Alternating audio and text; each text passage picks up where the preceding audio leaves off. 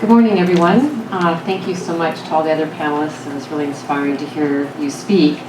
My name is Osprey Orielle, and I'm the founder and executive director of the Women's Earth and Climate Action Network, and I'm also the co-chair of international advocacy for the Global Alliance for Rights of Nature.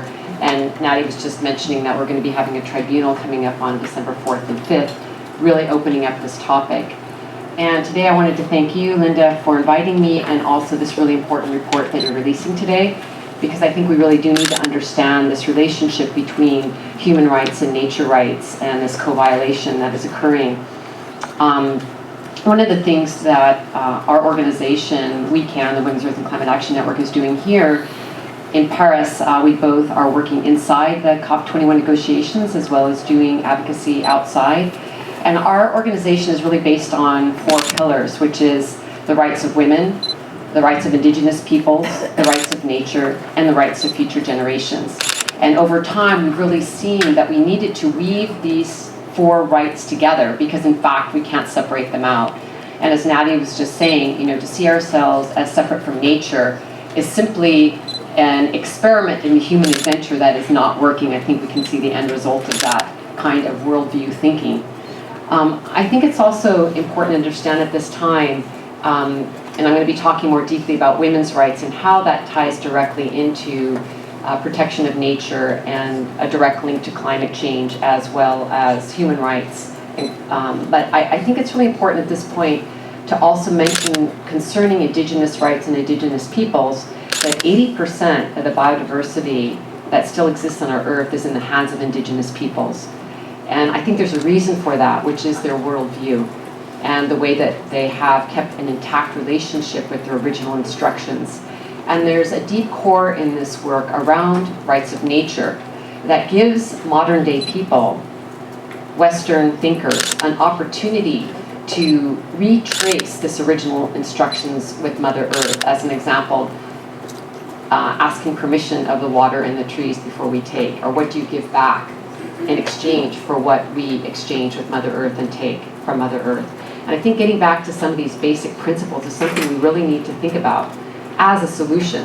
And I spent the last few days doing advocacy work within the COP21 negotiations, and one of the furthest thing that is being discussed is actually about our relationship to Mother Earth, to nature itself. And I think we need to understand that healing our spiritual relationship with Mother Earth as well as our legal relationship with Mother Earth is central and is a solution. It's not even being discussed as a solution that this might actually be a problem.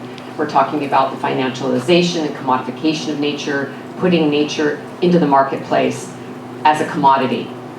We need to understand that Mother Earth is a living being that we're part and particle of. And part of what this rights of nature work does is it gives us a legal framework to see nature as a rights-bearing entity.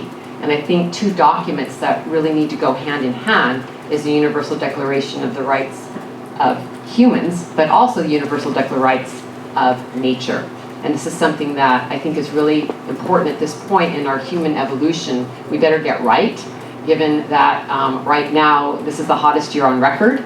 And we're heading into a very serious catastrophe concerning climate change. So this is really about how do we change our DNA, our legal frameworks, our relationship to nature, and also how that directly relates to human rights. So with that in mind, I want to just tell you a few stories that connect really these issues together. We work with women all over the world, and one of the things that we're seeing is that because of a lack of women's rights and women's rights being denied, they end up being hit first and worst by environmental degradation and climate change.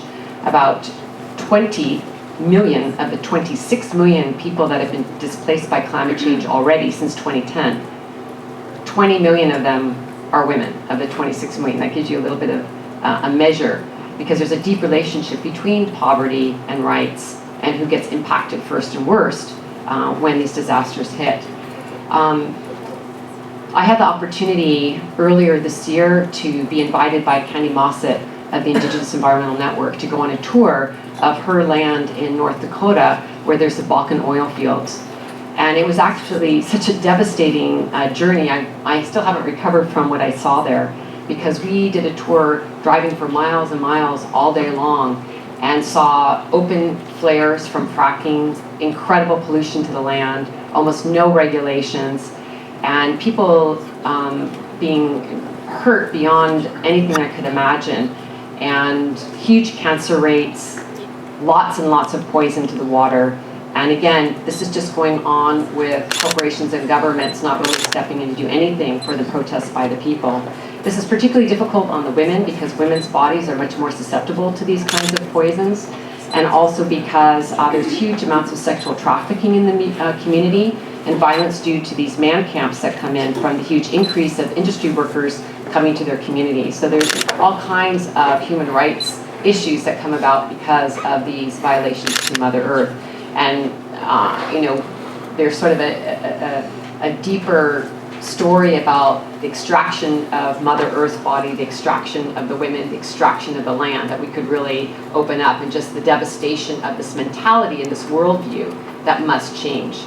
I also, earlier in September, also had the opportunity to support a lot of Indigenous women, some from Ecuador, who had come to the United Nations because they were meeting with UN officials to express their concern for their rights, because as defenders of the land protesting oil extraction in their territories, there was a crackdown in the Ecuadorian government on people having peaceful protests to talk about what was happening on their land. And again, particularly, there was an assault on the women. So there's a deep problem of this worldview that I will also at this moment relate to a historical patriarchy, colonialization, imperialism, capitalism, and how these streams of thinking, these paradigms have got to really shift. And they come together around these topics of human rights and rights of nature, and how we need to really change our paradigm, our worldview, and understand that the way that we're living right now is completely destructive to the planet and to human beings. And we can really not separate those two.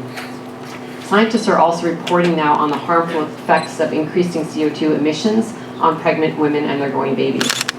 And I was at a conference last year where this was a discussion, and I have to say it brought tears to my eyes to understand that we're, as a species, literally weighing the very health of our babies against this system that we look at money and economy over our own children's future. It's hard to actually grasp. These are the kind of discussions we're having. I also wanted to mention that there's, in the COP negotiations right now, there is a lot of discussion around the inclusion in the agreement around gender equality, Indigenous rights, and also human rights. These are things that are being debated. And for the first time, the Inter-American Commission on Human Rights just yesterday released a report expressing their concern at the effect of climate change on human rights. So I think it's good that we're pushing this agenda and understanding that we need to really bring a human face to climate change, a human face to environmental degradation. And this is one of the things that we're really interested in advocating for this week, is making sure that Indigenous women, frontline communities, that their voices are being heard. So we're hosting several events here in Paris, but also inside the negotiations, because we know one of the things that needs to happen more than anything else is this human story around the impacts of environmental degradation, because we're doing this as if it's not affecting us, and that's crazy. So in conclusion, I think that my hope is in the fact, especially with this work around rights of nature, which we're very, very dedicated to, is it gives us an opportunity to really offer a solution to the false solutions that are being discussed by governments and corporations, like geoengineering, like nuclear, like market mechanisms. We actually have solutions. There's solar, there's wind, there's so many solutions we have, but we need a framework to ensure that these new solutions can actually take place. And there is a deep relationship between the rights of nature work that can also help our economy move in the direction that we want it to go. Because if in fact it becomes a violation to do these illegal activities like fracking like the kinds of oil extraction we're seeing. It really can move our market also towards clean energy solutions. So I think that there's a host of reasons that this agenda of looking at rights of nature really can address both a need legally to have a very different relationship with nature, but also our spiritual and cultural need to come back to Mother Earth in a good, harmonious way. Thank you.